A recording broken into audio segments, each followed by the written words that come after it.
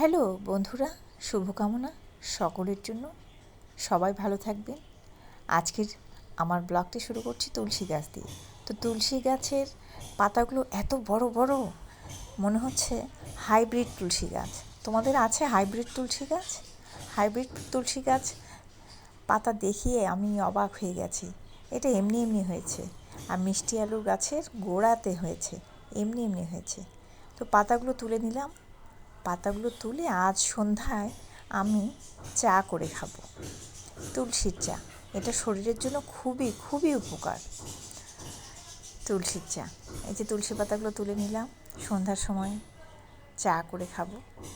বেশ টেস্টি কিন্তু তুলসীর চা, শরীরের জন্য খুবই উপকার। আর এখন তো চলছে করোনা, আসছে আবার।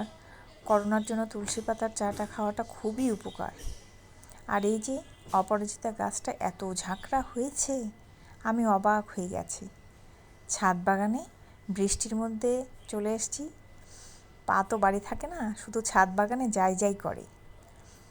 তো অপরাজিতা গাছটার ফুলগুলো তুলেছি, আর বীজটা তোমাদের দেখাচ্ছি। ফুলগুলো তুলে পুজোয় দিয়েছি। আর এই যে এখানে পুঁইশাক গাছটা বিশাল বড় হয়ে গেছে। পুঁইশাকের ডালটা বিশাল বড়। আবার কয়েকটা পাতা তুলে নিলাম পুজো করব বলে। বিশাল বড় বড় পাতা, পাতাগুলো দেখে আমি অবাক হয়ে গেছি। হাইব্রিড তুলসী গাছ। তো সকল বন্ধুরা ভালো থাকবে। আজ রাখছি। সকলের জন্য অনেক অনেক প্রার্থনা করি ঈশ্বরের কাছে।